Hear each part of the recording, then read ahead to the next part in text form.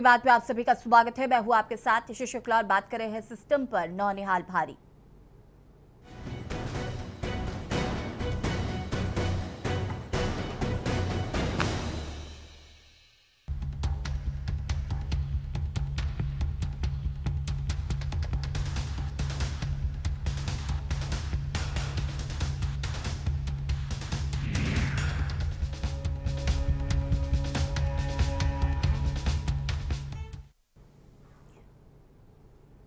जब उम्मीदें दम तोड़ देती हैं, जब लंबे चौड़े वादे फाइलों के नीचे दफन हो जाते हैं और जब शासन प्रशासन की चौखट पर न्याय की गुहार लगाते लगाते जनता थक जाती है, तब सब्र का बांध टूटता है। लेकिन जरा सोचिए, जब इस देश में सब्र का बांध उन नौनिहालों का टूटे जिनकी उंगलियों में इस वक्त कलम होनी चाहिए थी, जिनके कंधों पर बस्ता होना चाहिए था, तो समझिए कि हमारे सिस्टम की रीढ़ में कितनी गहरी दीमक लग चुकी है।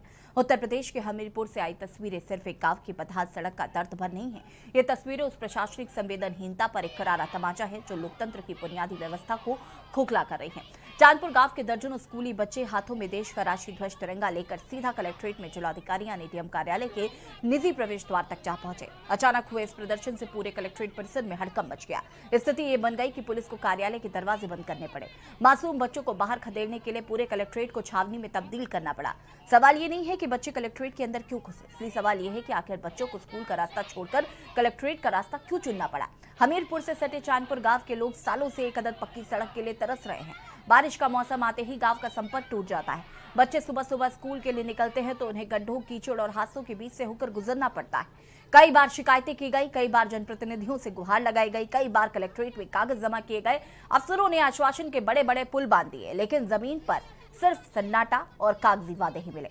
आज सवाल यह है कि जब एक गांव कई सालों से सड़क की मांग कर रहा था तो शिकायतों पर कार्रवाई क्यों नहीं हुई? क्या किसी प्रशासनिक अधिकारी को उस वक्त शर्म नहीं आई जब स्कूली बच्चों को पढ़ाई छोड़कर कलेक्ट्रेट का रुख करना पड़ा? अगर ग्रामीण बार बार ज्ञापन दे रहे थे तो फाइल के अफसर की मेज पर धूल फाक रही थी। मासूमों के जायज आवाज को सुनने के बजाय अफसरों ने कलेक्ट्रेट के दरवाजे बंद करके खुद को भीतर बंद क्यों किया? क्या विकास की गाथाएं सिर्फ कागजों और विज्ञापनों में ही जिंदा रहेंगी या चांदपुर के बच्चों को पक्की सड़क भी मिलेगी? प्रशासन की दलीलें अक्सर कागजों में बहुत मजबूत होती, सुरक्षा का हवाला दिया जाता है, नियमों का हवाला दिया जाता है, लेकिन नियम और कानून किसके लिए है? जनता के लिए या जनता को दूर रखने के लिए? जब बच्चे हाथ में तिरंगा लेकर पहुंचे तो क्या वो कोई उपद्रवी थे? क्या उनके पास कोई हथियार था?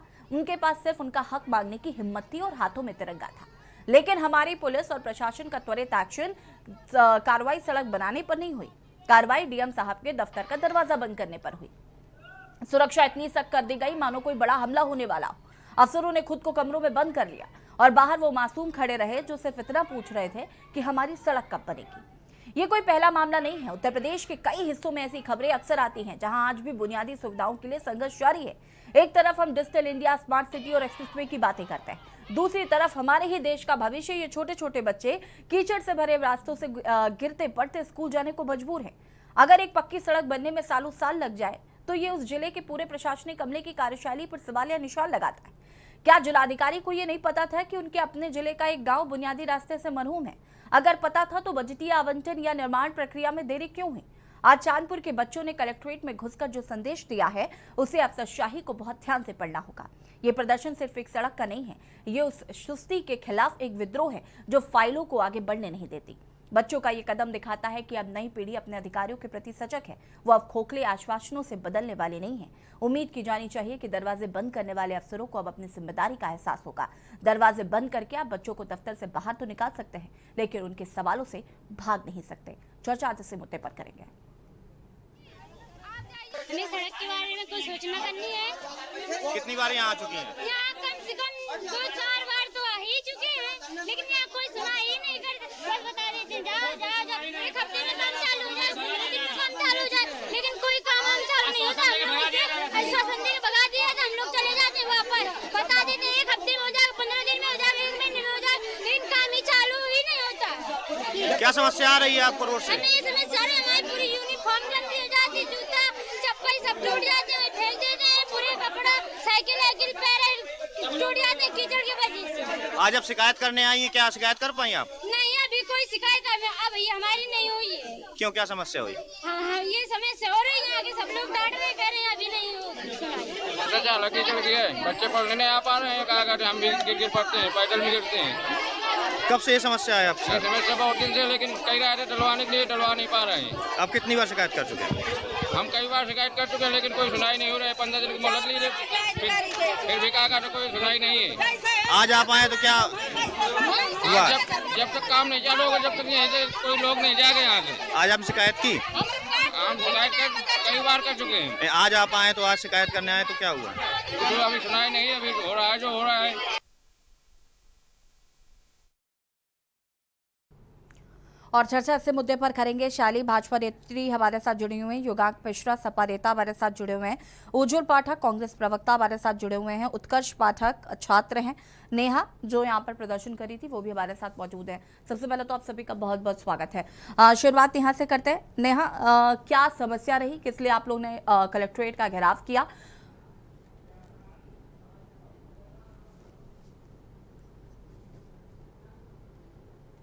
नेहा अनम्यूट कीजिए प्लीज। हाँ जी मैम, नमस्ते। जी नमस्कार। नमस्ते। ये कलेक्ट्रेट का घेराव क्यों किया गया? ये कलेक्ट्रेट का हमारे इधर का ये सड़क है जो ये नहीं बननी चाहिए, लोग बनवा रहे हैं। कब से नहीं बनी है ये सड़क और क्यों नहीं बन रही है? क्या इसको लेकर अभी तक गांव वालों ने इसको लेकर कंप्लेन की थी? करी है कंप्लेन, काफी बार की है, लेकिन कोई सुनता ही नहीं है हमारी कंप्लेन। क्या आश्वासन दिया गया है अब तक, क्या बताया गया आप लोगों को, क्यों सड़क नहीं बन रही है? हम लोगों को जाते हैं सड़क के बारे में, लेकिन लोग वहाँ से भगा देते हैं।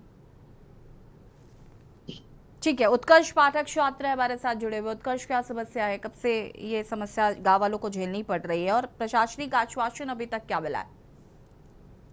देखिए, व्यापक रूप से जब से आज़ादी मिली उसके बाद से ही शिक्षा के अधिकार को प्रासंगिक तो बनाया गया है, पर उसके लिए इंफ्रा का निर्माण नहीं हुआ है। क्योंकि जब तक इंफ्रा नहीं होगी तब तक इंडस्ट्री लगेगी नहीं। जब तक हमारे पास भौतिक परिस्थितियां ही नहीं उत्पन्न होंगी, हमारे पास रोड नहीं अच्छा होगा, तो हम शिक्षा के लिए, स्कूल जाने के लिए हम कैसे जा पाएंगे बताइए। बारिश के मौसम में पूरा, मैं खुद रोड को देखा हूँ, पूरा रोड कीचड़ से लबालब भरा हुआ है और इसमें कोई भी किसी प्रकार का प्रशासनिक उत्तरदायी सुनिश्चित नहीं किया गया है। अब ऐसी समस्याओं में बच्चे स्कूल जाएं तो जाएं कैसे? और व्यापक रूप से आप देखेंगे कि जब से आजादी हमको मिली है उसके बाद से ही वो गांव की बच्चियों ने खुद हमको बताया कि यहाँ पर रोड का निर्माण हुआ ही नहीं है। तो बताइए, ऐसी स्थिति में हमारे जो अनुच्छेद 21 है, 21 का ए है, शिक्षा का अधिकार, वो कैसे हम मौलिक अधिकार के रूप में देख सकते हैं इस चीज को? कंप्लेन की गई है, क्या आश्वासन मिला है इस पर अभी तक? आश्वासन किसी प्रकार का, ना ही कोई प्रशासनिक आश्वासन मिला है, ना किसी डिप्लोमेट द्वारा किसी भी प्रकार का रोड निर्माण का कोई ढांचा तैयार नहीं करवाया गया है। और कल कलेक्ट्रेट में बच्चों ने घेराव भी किया था, तो उसका भी कोई उत्तरदायित्व, पारदर्शिता किसी प्रकार की कोई सुनिश्चित नहीं की गई है। ना ही उस पर कोई बजट, ना वित्तीय हस्तांतरण के थ्रू इसको बनवाया जाता है।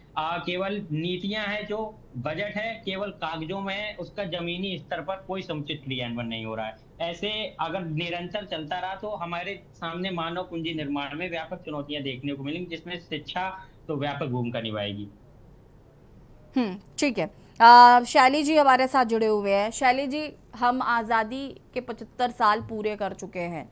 हम बात करते हैं एक्सप्रेसवे की, हम बात करते हैं चमचमाती सड़कों की, और उसके बाद आज भी उत्तर प्रदेश के कई ऐसे गांव हैं जहां पर लोग सड़कों के लिए परेशान हैं। कर कलेक्ट्रेट में जिस तरीके से इन बच्चों ने जाकर प्रदर्शन करने की कोशिश की गई, दरवाजा बंद कर लिया गया, पूरे परिसर को छावनी में तब्दील कर दिया गया। बच्चे सिर्फ और सिर्फ अपने हक की मांग कर रहे हैं, आपसे लड़ने नहीं गए थे वहां पर, और एक लंबा समय बीत गया है। ये क्यों अभी तक एक सड़क नहीं बन पाई है? जी, आपकी बात से मैं बिल्कुल सहमत हूँ कि हमारे देश में बच्चियां हो या जो भी स्टूडेंट्स हैं हमारे देश में, उनको एक अच्छी व्यवस्था मिलनी चाहिए। क्योंकि ये जो हमीरपुर है, यमुना और बेतवा नदी के संगम पर है, तो वहां पर जब बरसाती मौसम होता है तो वहां की स्थिति और भी ज्यादा खराब हो जाती है। तो ऐसे में हमारे जो ये स्टूडेंट हैं, छात्र छात्राएं हैं हमारे देश के, जो हमीरपुर में रहते हैं, उनके लिए बहुत ही चुनौतीपूर्ण रहता होगा। ये मैं इसके लिए सहमत हूँ, इन बच्चियों के साथ हूँ मैं, जो हमारे जो युवा हैं उनके साथ हूँ, जो वहाँ के गाँव के लोग हैं, हम उनके लिए बिल्कुल संवेदना रखते हैं। रही बात कि वहां पर निर्माण क्यों नहीं हुआ, अभी पीछे आपने देखा होगा कुछ इन्होंने ही बताया था कि वहां पर कुछ दिन पहले मिट्टी भी गिराई गई थी, परंतु अधिक बारिश हो जाने के कारण से वो जो मिट्टी थी वो बह गई। और हमारा जो भाजपा सरकार है, चाहे उत्तर प्रदेश में योगी आदित्यनाथ जी हो, उनका प्रयत्न यही रहा है और हमारे देश के जो प्रधानमंत्री श्री माननीय नरेंद्र मोदी जी का भी यही प्रयास रहा है कि हमारे जो युवा हैं, खास करके जो युवा पीढ़ी है हमारे देश की, उनके लिए बेहतर भविष्य करें, हम अच्छे निर्माण करें, अच्छी योजनाएं करें, कल्याणकारी योजनाएं बनाएं। और रही बात कि अब इस सड़क का क्या होगा, तो हम बिल्कुल मैं चाहूंगी कि हमारे जो उत्तर प्रदेश के हमारे मुख्यमंत्री हैं योगी आदित्यनाथ जी इसको प्रमुखता से ले और डीएम से भी हम अनुरोध करेंगे कि वो इस जो मामले को गंभीरता से ले और हमारे जो ये बच्चे हैं, स्कूली छात्र और गांव के अन्य भी लोग हैं, उनको एक अच्छा रास्ता मिल सके, एक अच्छी सुविधा मिल सके और सड़क के साथ साथ अच्छी नालियों का निर्माण हो, अच्छी क्वालिटी से जल्दी वहां पर इनको व्यवस्था जो इनकी आवश्यकता है और धैर्यपूर्वक इनकी बात सुने। परंतु मैं एक और बात कहना चाहूंगी कि सड़क निर्माण, अगर हम पिछले सालों में जाते हैं तो सड़क निर्माण में हमारे पिछले जब हम छोटे थे तो तब भी बहुत ऐसी हम स्थिति से गुजरते थे कि जहां पर सुविधाएं नहीं थी, परंतु सुविधा ना होने के लिए आप उग्र रास्ता चुन ले, वहां पर जाके प्रदर्शन करने लग जाए। प्रदर्शन में उन्होंने कुछ नहीं किया था, सिर्फ हाथ में तिरंगा लेकर गए थे। वो जरा से बच्चे क्या ही कर लेते कलेक्ट्रेट जाकर, वो क्या कर लेते, वो सिर्फ हाथ में तिरंगा लेकर। अगर आप नहीं सुनेंगे, अगर आप नहीं बताएंगे तो वो क्या करेंगे भाई, उनको रोज उस जगह से गुजरना पड़ता है। हम अपने अपने घरों में आराम से बैठे, हमें कोई समस्या नहीं है, लेकिन जिनको समस्या है, जो रोज उस समस्या से दो चार होते हैं, उनको समस्या है, तो वो प्रदर्शन नहीं करेंगे तो क्या करेंगे। बिल्कुल मैं सहमत हूँ आपकी बात से। और समस्या का समाधान, ये समस्या कोई आज या कल की नहीं है, आजादी के बाद से वो सड़क बन ही नहीं पाई। देखिए, जब से हमारी भाजपा सरकार आई है, उन्होंने हमेशा ही कहीं ना कहीं किसी ना किसी क्षेत्र में आप देखेंगे प्रयास ही है, योजनाएं ही निकाली हैं, कार्य ही हो रहा है, सड़कें इतनी अच्छी निर्माण हो रही है, परंतु हमीरपुर अगर पीछे रह गया है, क्योंकि आप देखेंगे हिमाचल जो हमीरपुर में लगता है वहां पर कांग्रेस की सरकार है, उन्होंने क्या किया, अब तक कोई भी प्रयास नहीं किया। परंतु हमारे जो भाजपा की सरकार है, कम से कम वो प्रयास तो कर रही है। और हम चाहेंगे कि हमारे जो योगी आदित्यनाथ जी हैं, उनसे हम अनुरोध भी करेंगे, निवेदन करेंगे कि वो जल्दी से जल्दी यहाँ पर, और डीएम से भी अनुरोध करेंगे और प्रशासन से, बाकी प्रशासन से भी हम अनुरोध करेंगे कि वो जल्द से जल्द यहाँ पर सड़क का निर्माण करने में अपना पूर्ण योगदान दे और जल्दी से जल्दी यहाँ बच्चों को एक अच्छा जीवन मिल सके। उत्कर्ष पाठक, सॉरी उज्जवल पाठक जी हमारे साथ जुड़े हुए हैं, कांग्रेस प्रवक्ता है। उज्जवल जी, एक लंबा समय बीत चुका है, कई सरकारें आई, कई सरकारें गई, और ऐसा नहीं है कि ये सिर्फ भाजपा सरकार में ये सड़क नहीं बन पाई, एक लंबा कार्यकाल सपा का भी रहा है यहाँ पर, तो आखिर ये सड़क क्यों नहीं बन पाई? देखिए, सबसे पहले तो मैं ये बता देना चाहता हूँ भाजपा के नेतृत्व को, इन्होंने कहा डीएम से भी अनुरोध करेंगे। भैया, आपकी सरकार है, आपने अधिकारियों को इतने दिमाग खराब कर रखे हैं कि आपको अपने अधिकारियों से अनुरोध करना पड़ रहा है। अरे आपके नेताओं को आदेश देना चाहिए डीएम को। हम उनसे जाके अरे पहले सुन लीजिए, मैं बीच में नहीं बोला था, ये आपकी राजनीतिक विफलता है और ये आपकी जो गवर्नेंस है, आप उसको चला नहीं पा रहे हैं, इसलिए आप कह रहे हैं डीएम से अनुरोध करेंगे। विपक्ष भी डीएम से अनुरोध करे, अच्छी तरीके से अपने देश की सरकार को चला रहा है, कम से कम कांग्रेस से तो अच्छा ही चला रहा है। और जिस जनता ने आपको वोट किया है, आप भी डीएम से अनुरोध करें। अरे अफसरशाही चल रही है क्या? नौकरशाही को हमने वोट दिया है कि लोकशाही को वोट दिया है? सबसे पहले इस बात पे मैंने आप ध्यान आकर्षित किया। अब मैं मुद्दे पे आता हूँ। देखिए, रोड का मामला हो, एक यही रोड नहीं, एक रोड है आपका परसेडुआ का डेरा, एक ये है और एक ब्रह्मा के डेरा वाला। इस प्रकार के कई रोड हैं जिनको कहीं ना कहीं जोड़ने का काम नहीं किया जा रहा है और ग्रामीणों को समस्याएं हो रही हैं। और यही प्रत्येक क्षेत्र का कार्य है, प्रत्येक क्षेत्र में इसी प्रकार की अनियमितता है भारतीय जनता पार्टी की सरकार में।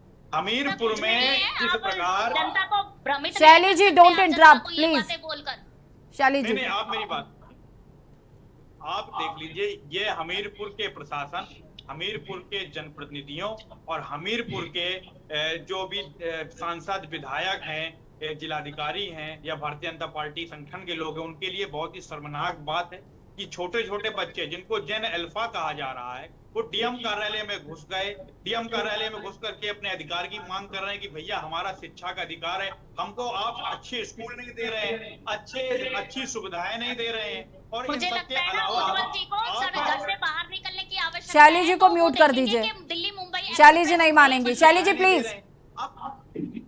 देखिए बीच में ऐसे डिबेट नहीं करता हूं मैं। देखिए पूरी बात होने के बीच में अगर आप टोक रहे हैं तो मैं डिबेट छोड़ के चला जाऊंगा, ये डिबेट का स्तर नहीं मेरा, ठीक है। मैं वही पूरी बात कर रहा हूँ, सरकार शिक्षा नहीं दे रही है, स्वास्थ्य नहीं दे रही है, और यदि टूटी फूटी इमारतें हैं भी सरकारी प्राइमरी स्कूलों की तो वहां पहुंचने के लिए सड़क नहीं है। तो आज भारतीय जनता पार्टी की सरकार को 10 से 12 साल हो गए और यहाँ के स्थानीय नेताओं ने अपनी स्थानीय महत्वाकांक्षाओं को रखते हुए इन ग्रामीण क्षेत्रों को नगर पालिका में जुड़वाया। इसलिए जुड़वाया कि इनका वोट बैंक बरकरार रहे, इनकी स्थानीय स्वशासन की संस्थाओं में सरकारें चलती रहे, लेकिन इनको नगर वाली जिले वाली एक भी सुविधा प्रदान नहीं की गई। आप कांग्रेस और सपा बसपा के शासन की बात कर रही थी। कांग्रेस सपा बसपा के शासन में ये ग्रामीण क्षेत्रों में आते थे और ग्रामीण निधियों से काम किया जाता था। अगर ये अभी तक गाँव में होते, ग्रामीण क्षेत्रों में होते तो अभी तक इनका निर्माण कार्य हो चुका होता। लेकिन कहीं ना कहीं इस प्रकार से यहाँ के लोगों को नगर में जोड़ दिया गया, लेकिन नगरीय सुविधाओं से उनको वंचित किया जा रहा है और ये छात्रों के अधिकारों का हनन है। डीएम साहब यहाँ के जो जिलाधिकारी हैं, कोई भी नेता आए, कोई भी व्यक्ति आए, कोई भी छात्र आए, कोई भी समस्या समाधान को लेकर के आएगा, जनसमूह आता है, उससे कतई नहीं मिलते। कल भी डीएम साहब शर्मनाक तरीके से पीछे से भाग गए। हम लोग गए थे करीब 2 से ढाई महीने पहले NH हाईवे के मुद्दे को लेकर के एक व्यापक जनसमूह के साथ हम लोग गए थे। हम लोगों से भी डीएम साहब नहीं मिले और उन्होंने मिले ही नहीं, इसके अलावा उन्होंने हमारे खिलाफ मुकदमा ठीक है, आप सभी हमारे साथ बने रहिएगा, चर्चा को आगे बढ़ाएंगे। बात कर रहे हैं सिस्टम पर नौनिहाल भारी। रुकेंगे एक छोटे से ब्रेक के लिए, चोल हाजिर होते हैं।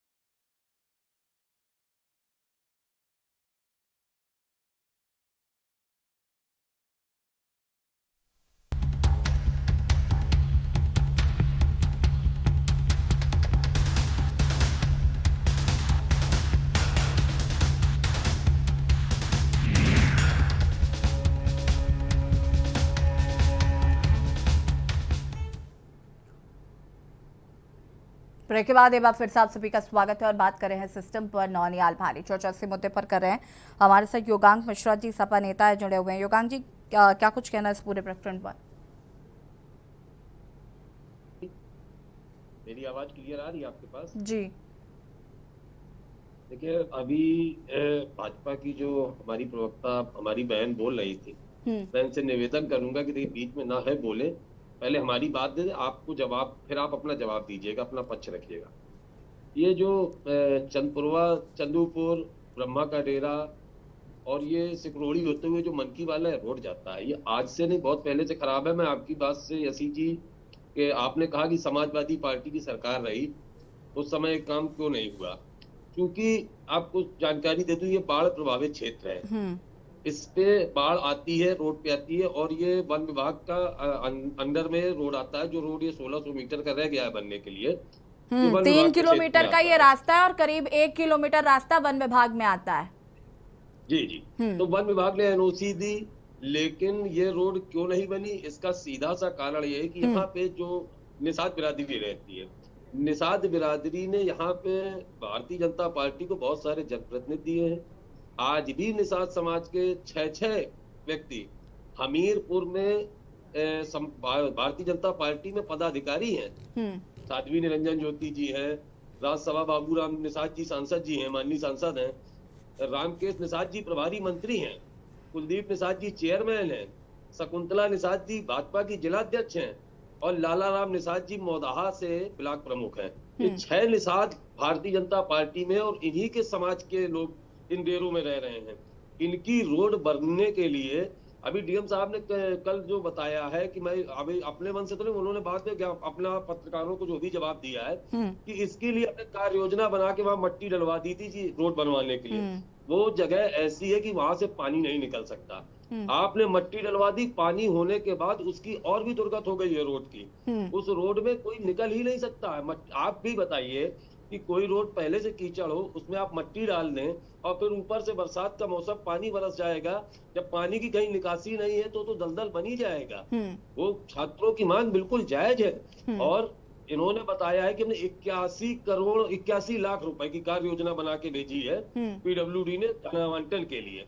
अरे ये 1600 मीटर रोड है, 81 लाख की बनेगी क्या? गंगा वो लखनऊ और कानपुर वाला एक्सप्रेस वे बनाने जा रहे हैं क्या करेंगे भाई? 1600 मीटर की रोड जहां तक मुझे मालूम है बहुत ज्यादा 10-15 लाख रुपए बन जानी चाहिए थी। 1,81,00,000 बोला भैया, 1,81,00,000। हाँ 1,81,00,000 सॉरी 1,81,00,000। अब ये इनका तो अभी तो मुझ पे लग रहा है कि अभी इनका कमीशन नहीं सेट हो पाया होगा, ना नेताओं का और ना प्रशासनिक अधिकारियों का। इस वजह से मिलने से कमीशन की बात आप जो कह रहे हैं बिल्कुल गलत है और इसका मैं खंडन करती हूं। आप बीच में मेरी बहन बीच में मत बोलिए, आप बाद में सब कुछ बोलिए ना, आप जनता को आप। मैं बिल्कुल गलत नहीं बोल रहा हूँ, आप बता दीजिए आपकी सरकार में। सुन लीजिए मेरी बात, सुन लीजिए भाई, सुन लीजिए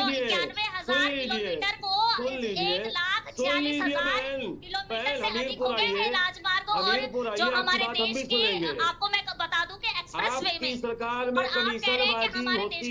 आपकी सरकार में विकास के नाम पे लखनऊ कानपुर एक्सप्रेस वे धंसता है। भी कह रहे थे कि हमारे इनके सरकारों में जो भाजपा बसपा यानी कि और भी कांग्रेस सरकारें आई उसमें बच्चियां तो स्कूल भी नहीं जा पाती थी। हमने कम से कम उनको माहौल तो दिया। अब रही बात जो चिंता का विषय है सड़क, उसके निर्माण के लिए भी हमारी सरकार काम करेगी। अपनी सरकार की बुराई नहीं सुनने पा रही तो कान बंद कर लीजिए भाई, कान बंद कर लीजिए। आपकी सरकार में जो भी विकास कार्य हो रहे हैं उनका कमीशन ने कुछ कार्य ही नहीं किया है। मुंह खोल चिल्ला रहा है। हमारे देश में बन गया है, आपके जो भी रुपए सब धस रहे हैं भाई। आप मेरी बहन नहीं मान रही है। शैली जी प्लीज बोलती रहिए, आपसे जवाब लूंगी मैं। लगातार आप बीच में बोल के डिस्टर्ब करती हैं दूसरे को। आपके में बीच में बोलेंगे तो आपको समझ में आएगा। चलिए ठीक है युगांग जी, फटाफट अपनी बात को पूरा करिए, उसके बाद इनसे जवाब लेते हैं। मैं बोला हूं कि ये सिर्फ इनका काम है। हमीरपुर जिले में भारतीय जनता पार्टी की सरकार में एक भी काम नहीं हुआ है और एक काम भाजपा प्रवक्ता मुझको बता दे। ठीक है शैली जी, देखिए प्रशासन ने कहा है कि जो वन विभाग, एक सेकेंड, ठीक है युगांग जी प्लीज। शैली जी, प्रशासन का साफ तौर पर कहना है कि वन विभाग से एनओसी की जो समस्या थी उसको सुलझा लिया गया है और उसके बाद ये और अधिकारी अब ये भी कह रहे हैं कि भाई हमने उसका पूरा खाका तैयार कर लिया है। बजट मिलने के बाद नवंबर तक इस सड़क के लिए जो बजट जारी होगा उसके बाद ये सड़क बन पाएगी।